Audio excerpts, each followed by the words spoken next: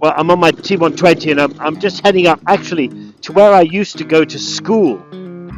And I'm meeting a guy called Tom Hitchcox, who builds beautiful exhausts for motorcycles. And he said, come up, and he has an exhaust system for me to put on my T120, and I'm very excited about that. And it's nice to there are so many people in Britain and in whatever country you live in. There are so many people who are building and doing all this kind of artisan work, which is all looks really beautiful, and so you can find it, and it's lovely. You know, when in Britain use British, when in France use French, or whatever it is. And he's one of these special guys. So he's invited me up to his workshop. He's been going on for about a year, and look at that. He's there with my cameraman. Anyway, and then he's been doing this for about a year, and I'm going to go and have a look and put the exhaust system on, and go from there. Tom, how are you, old boy? Great to see you. Those guys. We better move. So you're going to take me to your workshop? Yeah, let's go to Hitchcox HQ. Perfect. All right. Oh, nice exhaust, by the way. Thank you. Luckily.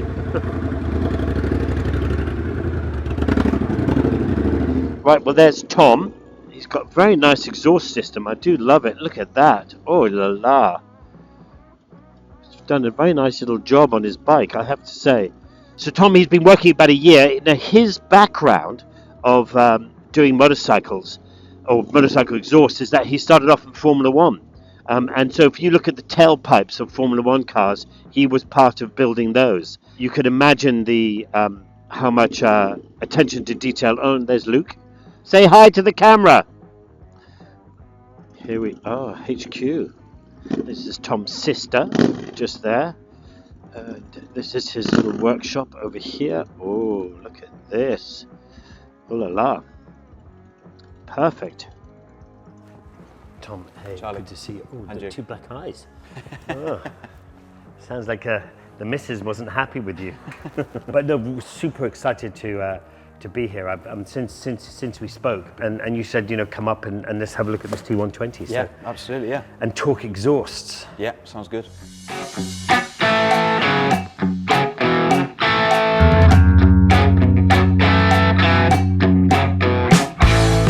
Okay, so Tom, I mean, I didn't know that much about what you were doing until we spoke, but I know that you've had a very interesting past. Yeah. So what? How did you get here? I know you've almost a year you've been open here. Yeah. But how did you get here? So we've been building motorcycle exhausts for predominantly the modern Triumph range for best part of sort of 2-3 years, but full time for the last year or so. And we just built up a bit of a back catalogue of parts up to this point. Yeah, and then but how did you end up doing exhausts for Triumph and doing the business on your own? Where did you come from? So I worked in Formula One predominantly, motorsport background for about 8 years, building systems in F1, Le Mans, and also a number of motorcycle exhausts as well for different companies, and that kind of brought me to this point where I'm at now. Different companies, I mean, as in motorcycle exhausts for race teams or for the road or?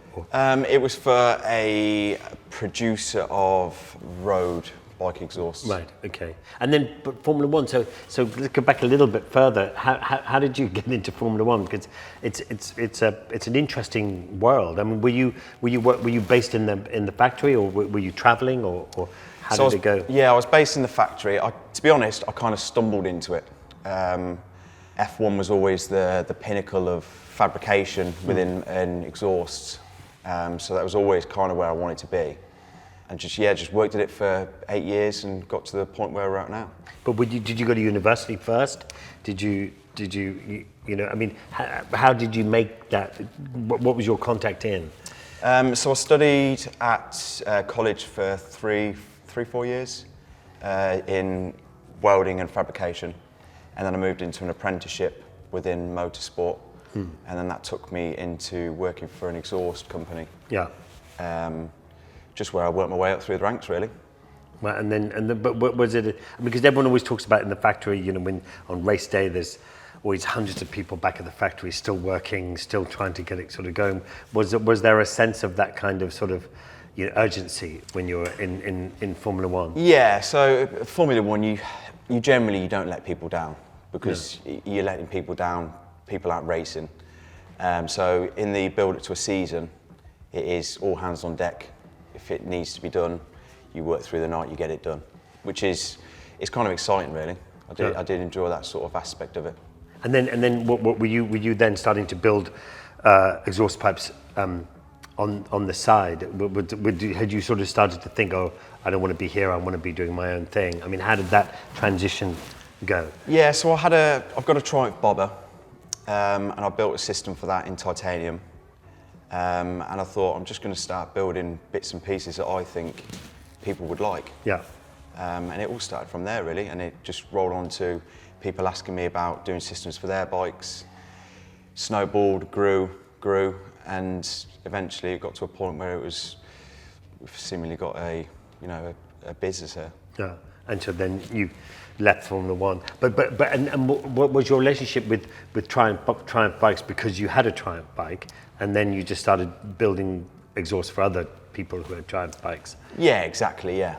I think the link with people seeing an exhaust on a Triumph bike, it sort of brought in Triumph riders. Yeah.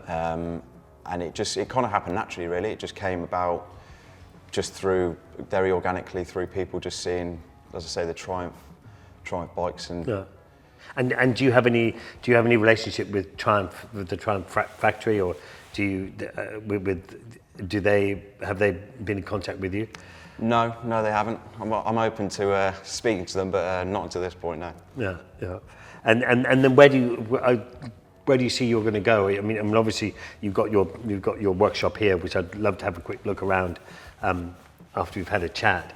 But where do you see yourself sort of going? Are you going to move into other manufacturers and other different models of bikes? Yeah, I think eventually, yeah. So we've developed a ready-to-ride range for the majority of the modern classics of the Triumph range. There's still a few more that we want to do, like the Scrambler and potentially the Rocket 3. And then once... Yeah, the Rocket 3 needs an exhaust, doesn't it? Because so many of these bikes, I suppose the big problem is so many of these bikes are homologized for so many different countries. Yeah. You just end up with a... Yeah, they're a restricted stock system. Doesn't particularly sound very impressive. So, and I've had a number of inquiries about doing a Rocket 3, so there is a potential there to do it. So concentrate on the Triumph range for the time being, and then move into different manufacturers. So someone can come onto your website and just order an exhaust like you're going to do for me. Yeah. On the T120, and you can send it to them, and they can fit it themselves. Yeah, absolutely. Yeah. So the ready-to-ride range is you can buy it off the shelf, and we make it for a number of the products, and then we also do a lot of custom stuff that people bring their bikes in and get some stuff done. So okay, so listen. So the most important thing, the whole reason I'm here, is to have a look at. I mean, I already have an exhaust system on the bike. Yeah. But when you told me and I saw your Instagram page or your Instagram page, I thought, wow, this is something that I love. So show me the exhaust that you're thinking about putting on the bike. Okay. So this is the titanium drag system. So this is 1mm titanium tube. Wow. It's extremely light. And it does run some cores. If you see in there, you can see some baffling louvered cores, which work in like a spiral motion. So as the exhaust gases are leaving the bike, they move with the spiral motion of the louvered cores, and it creates a bit of a unique sound, rather than just the exhaust gases just going straight out. The bike. Yeah. Oh, because when it comes straight out, it has a slightly raspy noise, doesn't it? Which can be at full throttle can be a little. It can be a little bit, a little bit obnoxious. Yeah. So I like to put these in there mainly to give it that unique sound. Also creates a little bit of back pressure as well, which is always good for these bikes, I think. Oh yes, okay. And it's light. Oh, it is really light. Actually, it's a shame you can't do sort of. But this is really light. That's quite extraordinary. I mean, it's literally. It's just. Oh my God! It's so light. It's just that. And then I don't know if you can see. Can you see the little louvered thing in there? There's a little gauze thing in there. Wow. And it's beautiful. It's a nice little stubby thing as well. It's going to look. Oh my gosh. I'm so used to having these big things here. Actually, it's perfect timing because if you look down here on the bike here, there's lots of scratches along the side here. This is that thing of, you know, if you're not crashing, you're not trying kind of thing just here. So that's perfect timing. So, and these fit just straight on? Straight on, yeah. Yeah, nice, easy install. Okay, Charlie, before we fit the new system, let's give it a sound check of before.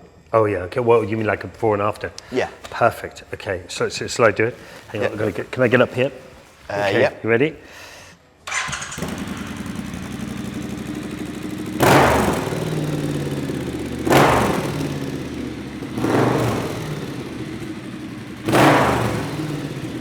Okay.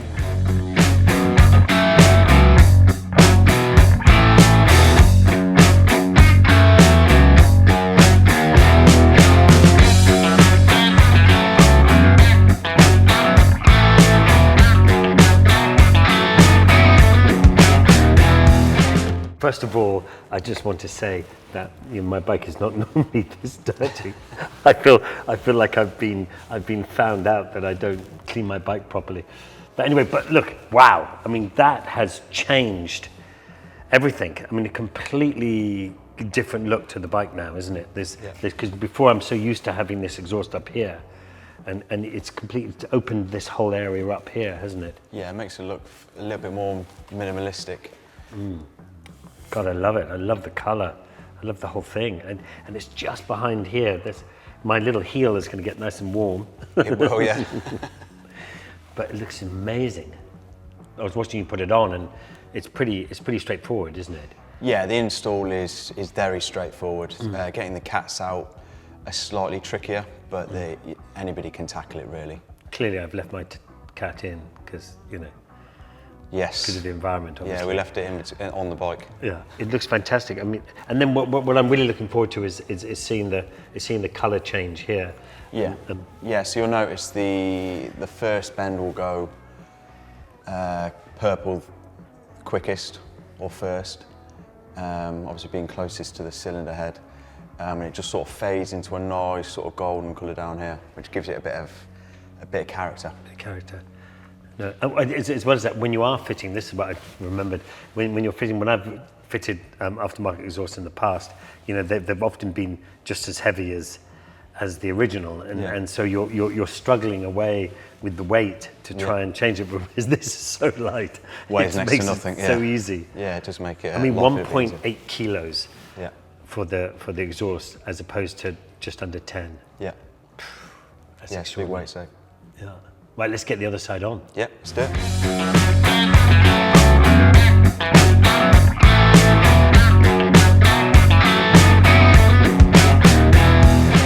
Well, Tom, what have you done to my bike? You've made it a completely different bike. It's amazing how it's completely changed.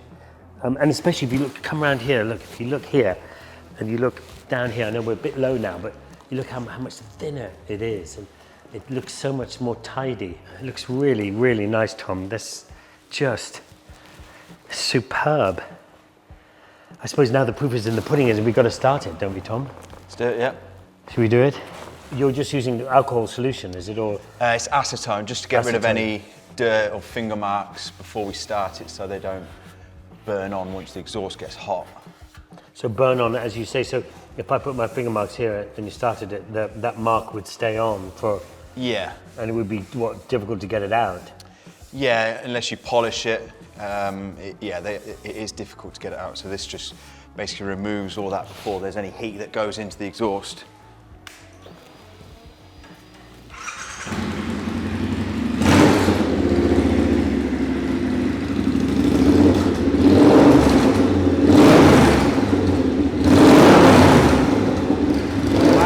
that fantastic?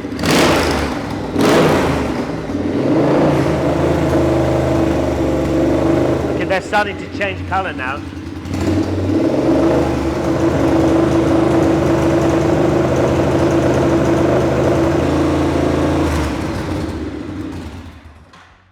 Whew, Tom. That is, look at the purple on that, isn't that just beautiful? And that's the titanium, just as it heats up, it changes color. Yeah, so titaniums will go like a nice purple and gold color. Just And will it stay like that now? Yeah, it'll go maybe a lighter shade of blue in areas, but under heat the color in titanium goes. It looks nice. Oh, it's just beautiful, and it's completely changed the whole look of this bike, especially looking from behind. I'm so used to it having those two sort of trumpet exhausts out the back. It's completely made it a much thinner, more compact, racy feel to it. Yeah. Gosh, I'm really very impressed. Good. And you made it all look so easy. I was thinking I could make those, but clearly it's a very technical and from your vast experience of from being in university to Formula One to motorbikes to finally doing your own business. Yeah, it's come a long way, and it's obviously the background in motorsport and F1 has set me up for doing this sort of thing. For sure, yeah, and your attention to detail, which is really nice. I like that you have even when you look inside the exhaust, they've got this lovely curl. You've thought about the engine noise and the performance and everything. Yeah, absolutely. Yeah. Tom, thank you. You're welcome. I suppose the only thing to do now is ride it. I'm really quite excited. Tom, thank you so much. Pleasure. I really appreciate it. It's such beautiful craftsmanship. You are a genius. If anybody ever wants some pipes, you've got to get these.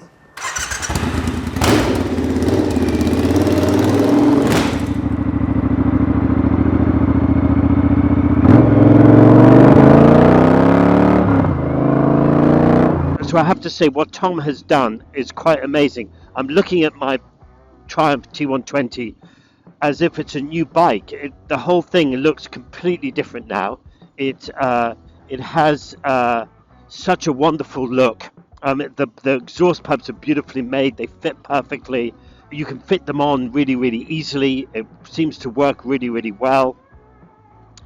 You can order them online, and they'll post them to you, and you can fit them yourself. I watched him do it. It was incredibly easy. He's thought of everything. They have a lovely, unique sound. He's got his sound, which is really lovely. He's really thought about it, and it's something that he really enjoys, and he's really passionate about. He's come from such an amazing background, from Formula One, to the attention to detail. The bike looks, and what really gets me amazing is this bike looks totally different. You look from the back, it looks thin. It looks like it wants to go places. It's pretty. The exhausts are pretty. They're not gauche or lavish or in your face. They're beautifully designed. They're modest. They are crafted. They're done with style. And I have to say, I really, really like them, and I love the sound. Tom Hitchcock, thank you very much. You are a gentleman. And then the conversation ended up that I'm getting this Desert X, and then I thought, well, because it comes with this standard pipe, which looks okay, but it's the classic homologization type thing, and I thought, back in 2006 I did the Dakar Rally. Did I tell you I did the Dakar Rally? I think I might have mentioned it. And